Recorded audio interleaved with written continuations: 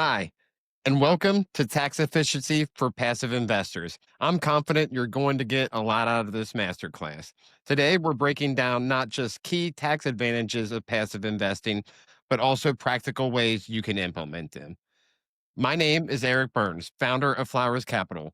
Our role is to help investors access high quality commercial real estate opportunities by matching them with the right operators and the right deals. One of the biggest advantages of passive investing is the tax efficiency, but it's also an area where investors feel the most confused and frustrated. Our goal is to give you clarity and help you understand how to actually take advantage of these benefits, especially with the recent tax changes being implemented. And that's why I'm thrilled to be here with someone who really loves this stuff, Tanner Bellamy of Bellamy and Associates. Tanner is an enrolled agent and tax strategist. He's licensed in all 50 states with over 7 years of experience. He specializes in working with real estate investors, and he's definitely an expert I trust. I know you're going to leave here with some great takeaways. Tanner, thank you for being here. What an intro there, Eric. Thanks. All right, let's go ahead and get the class started. We'll cover today's agenda. We'll cover 2025 tax changes. We'll cover four benefits to passive investors: pass through taxation, depreciation and cost segregation, deductible expenses, and long term capital gains. And of course, ways you can implement these benefits. So I'm going to kick it off to Tanner and let him discuss the 2025 changes. Yeah, so the first real big change was the TCJA sunsets, and that's the Tax Cuts and Jobs Act that was signed into law in 2017, 2018. What happened was the TCJA really activated what's called 100% bonus depreciation, and that was scheduled until 22, and then it was supposed to phase out 20% every year starting in 2023. So it was 2023, it was supposed to be 80%, then in 24, 60%, and so on and so forth until it reached zero. This year in 25, a new bill was signed into law called the One Big Beautiful Bill Act. Now, there's so many B's in that, it's so hard to say sometimes.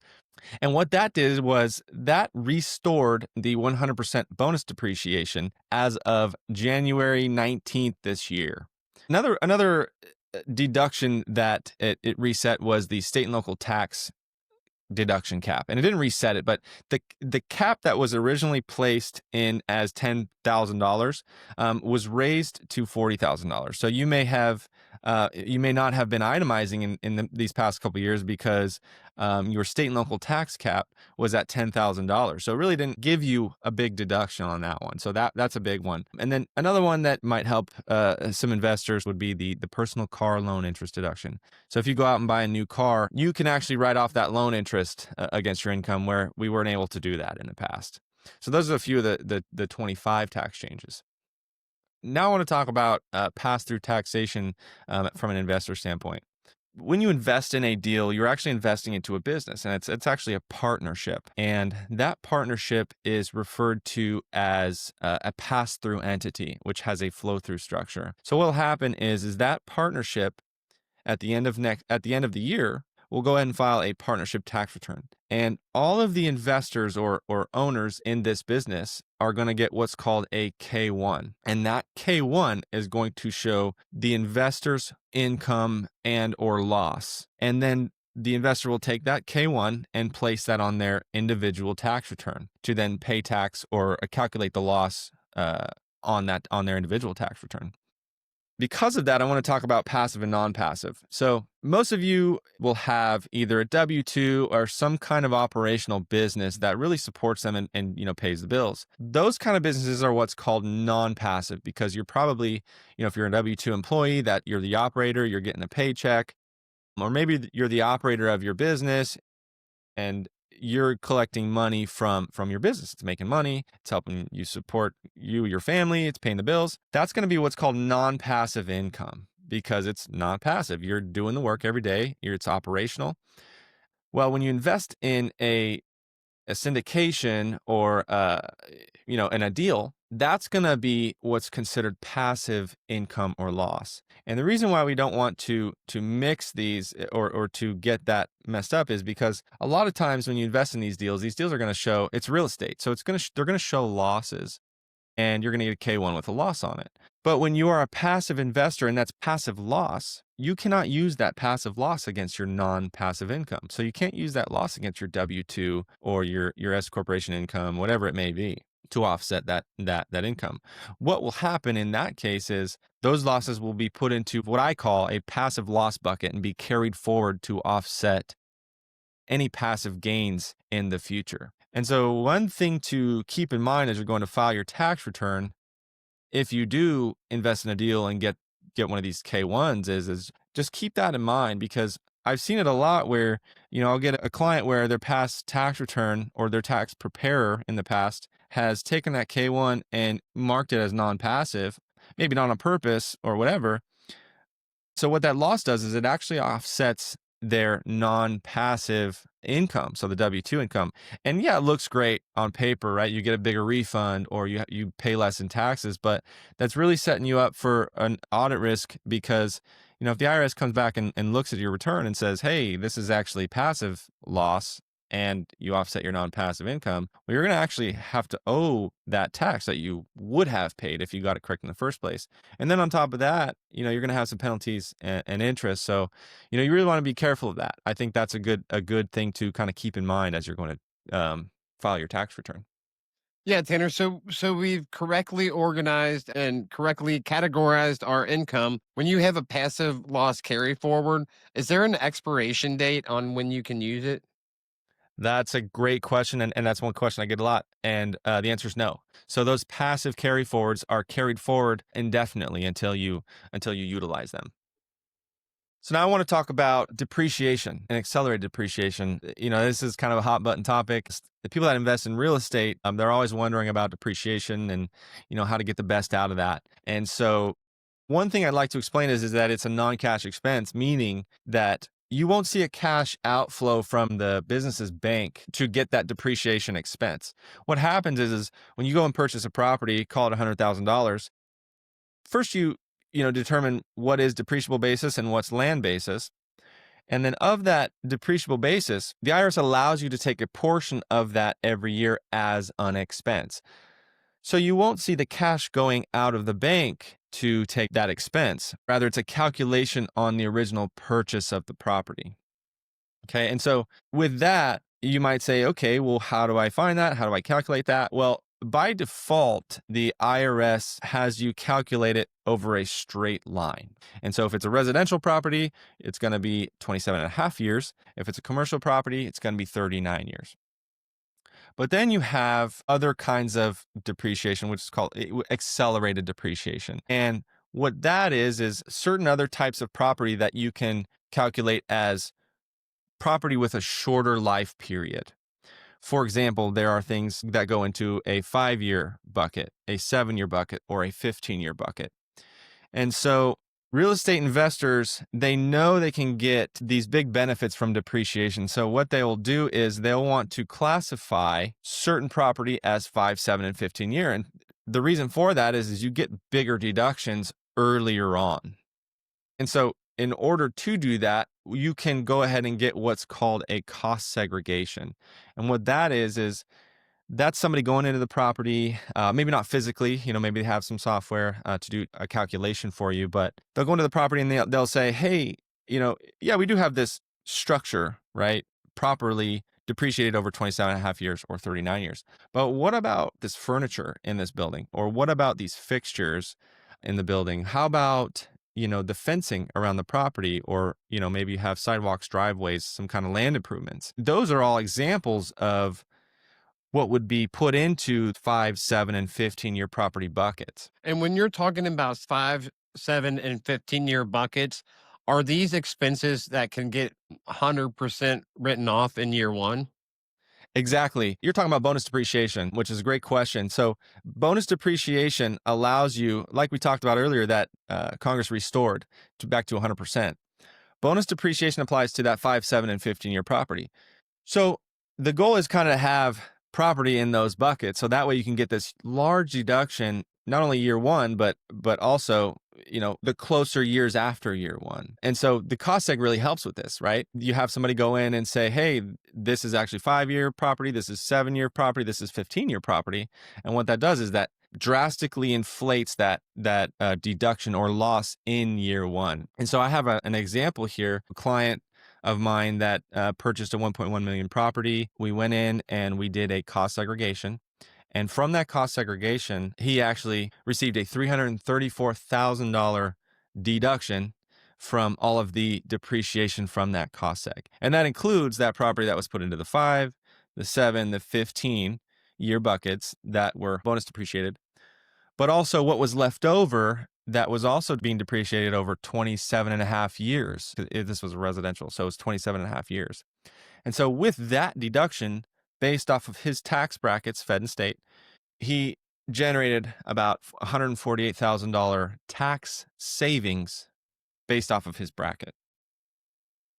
So then we have this bonus depreciation phase out timeline. Like I said before, the bonus depreciation was actually restored for this year, 2025, through that one big, beautiful bill act. And actually, sometimes we call it OB3, the OB3 Act. It's just kind of actually an easier way to say it. But a question you might have is, okay, great. Now, when does that start to phase out? And actually, it was restored to bonus permanently.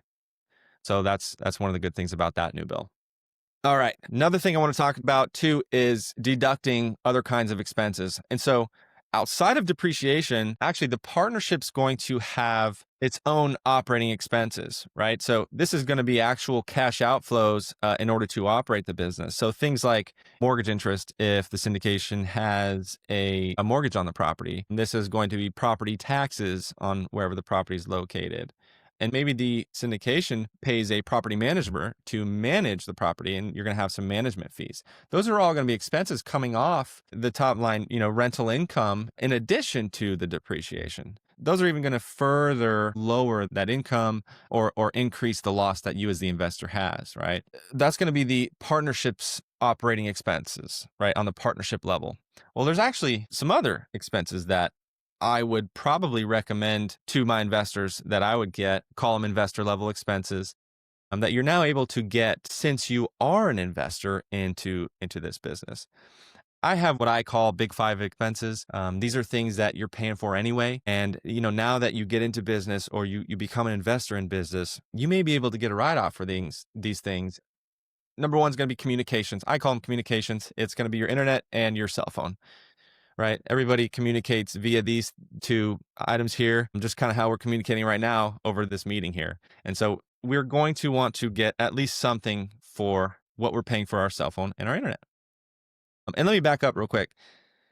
These are expenses that you will get a deduction for now that you're investing when you may not have if you're something like a W-2 employee, right? When you're a W-2 employee, you really can't write anything off. So investing in a business really helps to unlock or get creative with some of these deductions. Okay, so that was the first one, communications. The second one is going to be your home office. So I'm assuming you're an investor in these businesses. You may not have an office building you rent out, but you got to work somewhere. And so maybe you work out of your home. And so the second is going to be your home office. Okay, we're going to want to get something for that home office that you work out of in your home, since you don't go and rent out, a building. The third one's going to be vehicle. And you may say, hey, I don't drive around, I'm just an investor. Well, that is true, but, there may be something we can do in order to capture some of that expense that you're already paying for anyway. The fourth one's going to be travel. So, maybe you're traveling to see these deals that you're invested into. Maybe there's a way to get at least a portion of that that we can write off against our income. And then the last one's going to be meals. So similar to travel, right? Anything directly related. So maybe you're traveling to see your deal and you have to eat. And so you have a meal. That's going to be a write-off. But then the question is like, how can we get creative or something like that? So once you become an investor, you can kind of write off all these things that you were already paying for to begin with. Absolutely. That's exactly what we're going over here. And that's why I call them big 5, because these are things you're already paying for. And, if you're a W-2 employee, you really can't get anything for it. So now that you've invested and you've brought yourself into the business, right? Now we can get a deduction for them. Or now at least we should ask if or how we can get a deduction for them. So what we're going to want to do is just to track those things for the end of the year when you go and visit your CPA or your EA to prepare your taxes. And that could be as easy as a simple spreadsheet. So this last thing I want to talk about is going to be capital gains, and there's two different kinds of capital gains. You have short term and you have long term, and there's two things about each one. So to determine whether it's short or long, the timing is going to be right about a year, right? So if you own something for a year or less and you sell it, then any gains that you accumulate there will be considered short term. And so if you have anything for a year and a day or more and sell it and have any gains, those are going to be considered long-term capital gains. And the difference between the two is short-term capital gains are taxed at your ordinary rates. So it's the same rate as if you would earn another dollar in your day-to-day business, right? On your W-2, one more dollar with your salary. Same thing, short-term capital gains are taxed at the same brackets. Long-term capital gains have their own brackets, and there's 3 of them, and they're going to be 0, 15, and 20. Now, most people I see in the 15% bracket. So as you can see, the brackets for long-term capital gains are way different than the short-term capital gains brackets, because those are going to be your ordinary tax brackets, your 10, 12, 22, 24, 35, 37, etc. And so you could be in the 35% bracket, but only be in the 15% long-term capital gains bracket. So could be a significant savings there. The other thing to keep in mind too, we talked about depreciation earlier and how great it is as a deduction if you're a real estate investor. But one thing to keep in mind is there may be, upon sale, there may be what's called depreciation recapture, because the IRS gives you this deal with this depreciation, but they actually make you recapture it when you sell it and pay tax on the recapture. So that's something to keep in mind. Now, when the syndication or the partnership sells the asset that it's invested in, and let's say there was a nice portion of gain on that, well, that's going to be considered long-term capital gain because it bought an appreciating asset that appreciated over the years and it has a gain. So now that business is going to have a long-term capital gain, which again is split up between all of the investors based on their percentage of investment. You may have that gain, but personally on your tax return, you may have this passive loss bucket that we carried over or that we've accumulated over the years of having this investment. And kind of like we mentioned before, you can then pour that passive loss bucket over that gain to drastically lower the amount that you pay tax on, number one, and number two, pay long-term capital gains on, or any capital gains for that matter, really. And then, let's say you do that, you pour your passive loss bucket over that gain, but you still have some gain, let's say. Then you can get into some other strategies like what's called a 1031 exchange or a like-kind exchange and take that investment, put it into another investment and really defer the gain. So you're not eliminating that gain, but you're kicking it down the road. You're giving yourself more time to deal with that gain later when you maybe sell the next one or something like that. Deferring taxes with a 1031, I know it's kind of complicated with the timeline. And also, can you 1031 a residential rental property into a syndication? Yeah, so great questions there. So with a 1031, to get a little bit specific, is from the time you sell, your first investment property, you've got 45 days to identify your next one. You have 180 days to actually close on that property. So 180 days is your window to close on the next property. And 45 days is your window to actually identify that property or multiple properties potentially. And then the question of rental into syndication, you can, it's very nuanced. So you'd want to speak to a tax advisor on that, but there are ways to get creative with that. Absolutely. Well, great, Tanner. I think that wraps up all my questions. Thank you for walking us through this playbook today. And just to recap our masterclass, we covered the recent tax changes and how they can benefit passive investors. We walked through 4 major tax advantages of syndication investing: pass-through taxation, depreciation and cost segregation, deductible operating expenses, and long-term capital gains. We also touched on 2 additional topics: passive loss carry forward and 1031 exchanges. And most importantly, we talked about practical ways you can take advantage of each benefit in your own portfolio. So tax efficiency really is a great advantage to passive investing. And with the recent changes, there's even more opportunities for investors who have a clear strategy. Our goal is that you feel more prepared and more confident moving forward. So if you think you'd benefit from having a professional walk you through what these strategies would look like in your own portfolio, go ahead and book a call with Tanner's team using the button below. It's a low risk, 15-minute discovery call to see whether their guidance could help you maximize these advantages. Tanner, thank you again for being here. I had a great time, and I know our audience is leaving more prepared to approach their investments with strategy in mind. Hey, Eric, thanks for having me. Glad to be here. And to everyone watching, thanks for joining us.